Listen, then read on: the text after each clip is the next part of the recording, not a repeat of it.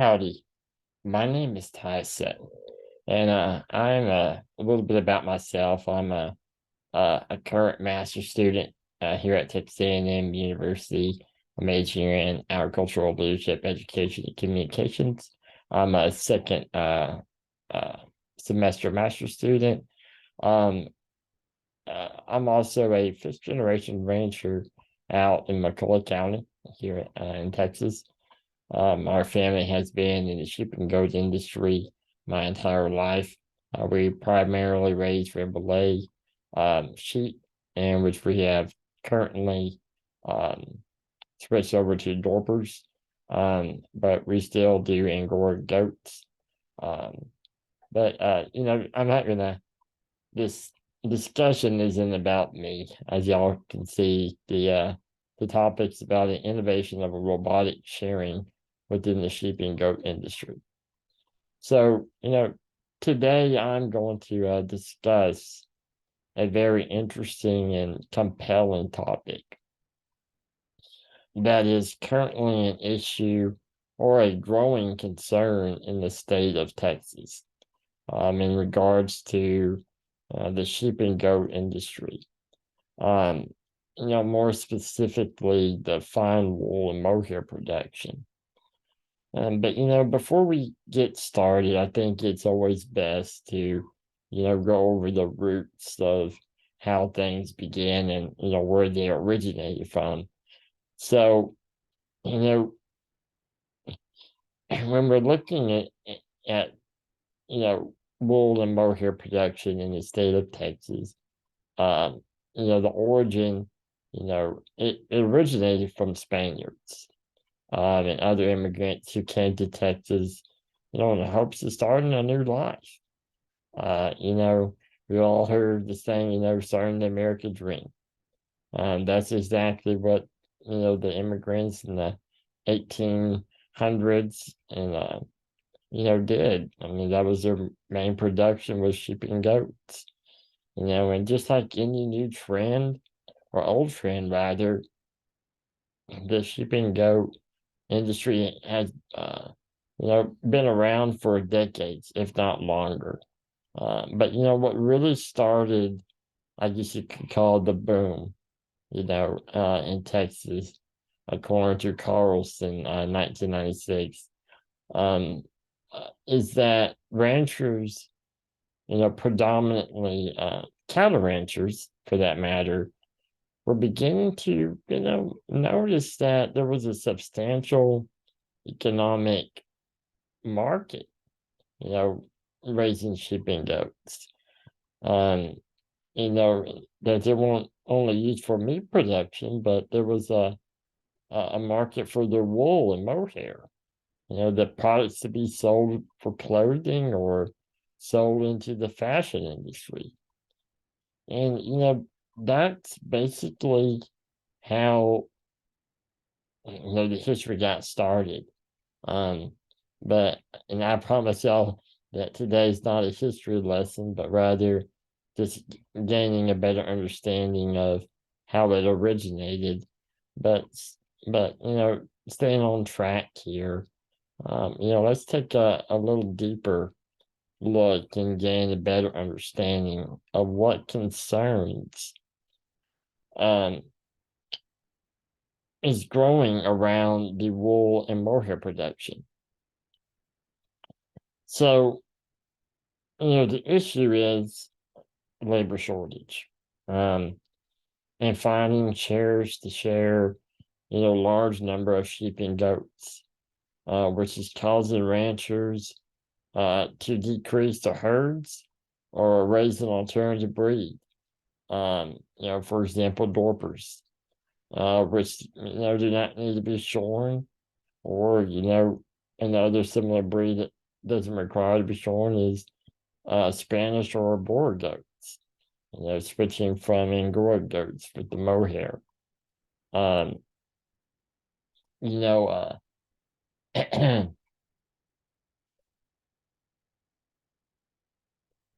in Australia, the sheep, um, production and the wool production is the number one staple or economic staple rather um, in that country. But they, they too are facing, similar problems that we are currently having. Um, you know, uh, and I also want to note I probably should have stated this earlier, but during this presentation, um, uh, I will often uh, use academic concepts or to mainly correlate to specific areas that relate back to Rogers' diffusion of innovation. So back to where I was going with that train of thought, um, is that Australia and Texas both share commonalities. Okay, so which is one being a large producer of sheep. Second commonality is wool production. Our third commonality is we're both facing a labor shortage. Uh, in Australia, most of their shares are coming from New Zealand. Um, and since there's a better economy currently, in New Zealand, they're having a decrease in the number of shares coming across to share for large ranches. And, a country that has over 4 billion sheep and you only have about 2,800 shares, I mean, it's a large number. Um, and, it's a concern, it's an issue. Um, but, you know, we both share those commonalities of labor shortage. And, according to Rogers, he talks about a concept known as homophily, and homophily, it's a good thing because this commonality could be a potential driving force to adopt innovation that Australia is currently trying to incorporate within its industry, which is an AI robotic shearing system. Uh, so when understanding the methods, this traditional, the methods of traditional sharing, which is, conducted by electric shearers, and they're handheld. Um, it's time consuming, it's labor intensive. Um, the compatibility of this innovation can change or help maintain production of fine wool and Angora goats, um, you know, within the industry. Because, the relative advantage of the AI system is that one, um, it's more precise. And what I mean by precise is if y'all ever been around, sharing, and on the slide here, this is at our ranch in McCulloch County. And as you can see, the shares in this photo are lined up and they have a guy out there grabbing the Angora goat, brings it back to the station. They basically kneel down on it and they start sharing it with their handheld share. Well, during that process, the precision of it, if the share is not experienced, they can cause cuts or nicks on the animal, which then has to be doctored to prevent infection.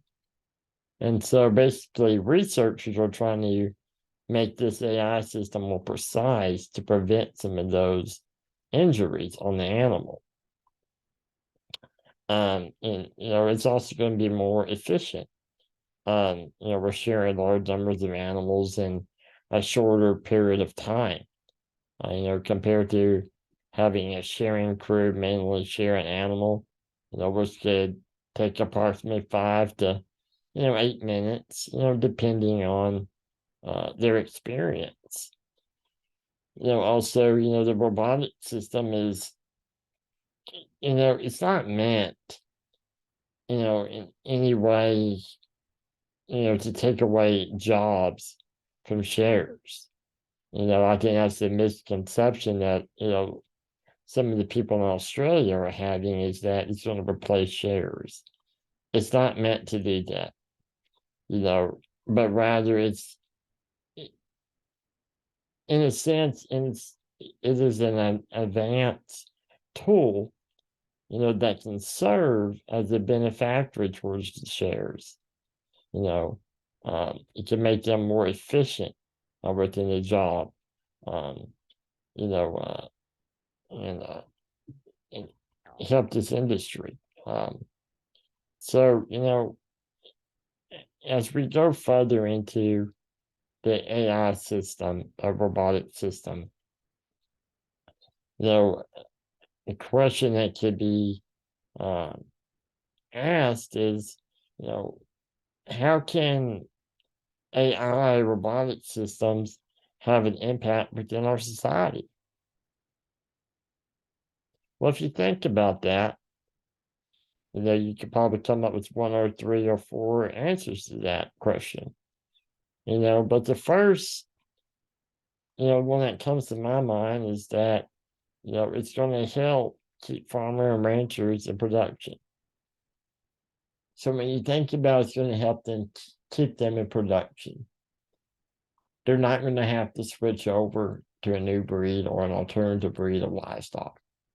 They're not going to have to switch over to Dorpers from Remblades. They're not going to have to switch over from Angora goats to Spanish goat to boar goats. And you may think, well, how is that an issue? Why is that an issue? Well, Angora goats are pretty docile animals. They're not very rambunctious, they're pretty laid back. Boar goats, Spanish goats are, you know, devious animals. They like to get out and they like to go explore things. So if you don't have good fences, that could be an issue. Um, you know, but looking back at the research, this AI robotic system, is still in the triability stage. You know, it's still being perfected. It's still being, put through countless uh, trials in order to become more efficient with its uh, precision of sharing. You know, um, there is on the market for retail currently. Um, and this goes back to, a negative connotation, that producers can begin to, formulate in their mind, and have a bias, a negative bias towards the system. And, mainly because, this research's been been researched since 2019. So going on almost 3 years. The concern is the complexity of this innovation. And you think, well, what is the complexity of this innovation? Well, when you think about it, the producers or sharing crews may think, what's going to be the cost of this device? Is it going to be easy to maintain? Is it durable? Do you possibly have to have a license to operate this AI robotic system? You know, um, Just like, for instance, the drone technology, that's used within agriculture, for spraying crops and, um, you know, doing livestock monitoring. You have to have a license to fly a drone. That's another added cost, and having it convenience. So would that possibly be, you know, a relative concern, about the robotic system? Um, you know, and I'm not saying that, that, that these are definite, negative connotations, but rather, an assumption that could, form, from people. And I think it's a real, it's a concern that could develop. It's questions that need to be asked. You know, uh, Rogers' diffusion of innovation, discussed in the book on page 133, that, sometimes technological, innovations, often are, could be considered unfair or unequal to the majority of society. So when we think about this definition, a possible negative impact, okay, this could have within Texas. Okay, we're not going to talk about Australia, but talk about Texas. Okay, who is the leading and the largest producer of mohair and wool in America. Okay, according to Carlson in 1996. So when you think about that definition, you think about what Texas is known for. And based off the assumptions of the complexity issue. So a concern could also be, is that could this technology be only affordable to wealthier or larger producers within the sheep and goat industry? And an unfair and unequal advantage would be to hobby farms or smaller, mom and pop farms who have, let's say 200 head of Angora goats, for instance.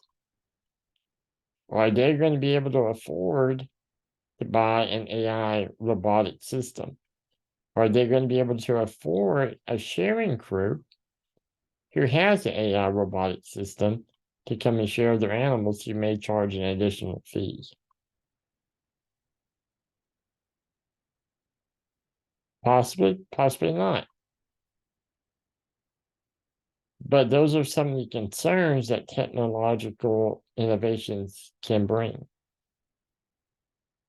It benefits um,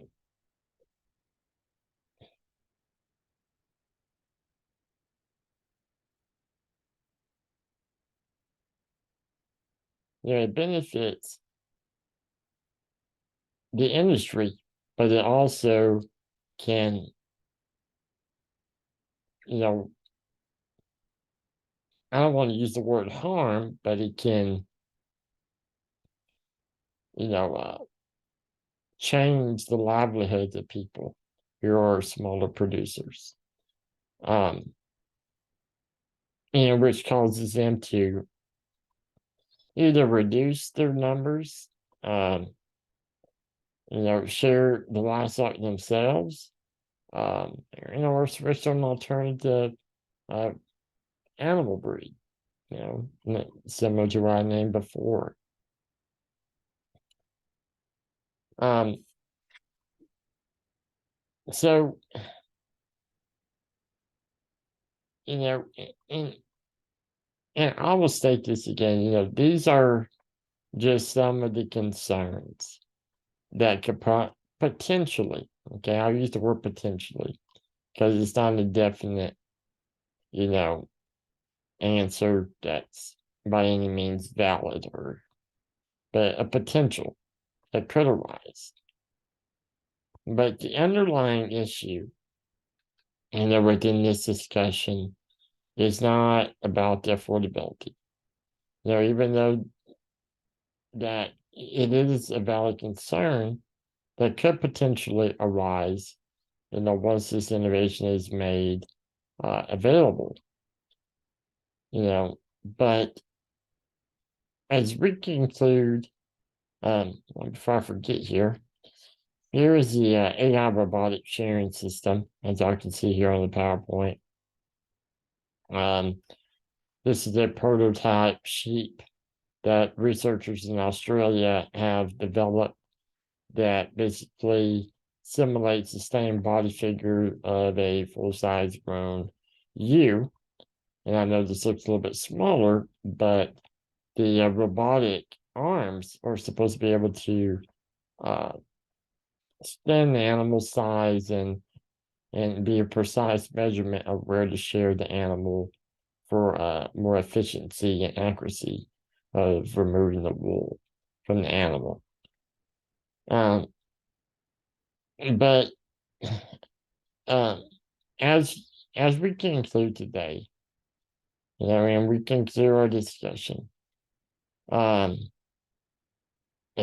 the AI robotic shearing system, in my opinion, technology is a wonderful thing. And I believe the AI robotic system, will be a revolutionary innovation, within the sheep and goat industry. It will change the environment in regards to how Texans, both large and small, both large and small producers, rather, will continue to carry on, the family legacy, or carry on,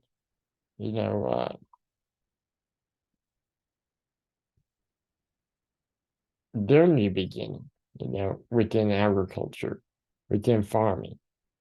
It's going to change the way sheep and goats have been shared, for hundreds of years. I think it's a wonderful technology. There's going to be some concerns, but if it's made relatively available and it helps the need, which is currently the labor shortage, both in Texas and Australia, I think it would be very beneficial to incorporate within society. And that concludes today's discussion over the AI robotic shearing system. Thank you so much for y'all's time and listening to this talk. Again, my name is Ty Sutton. Thank y'all.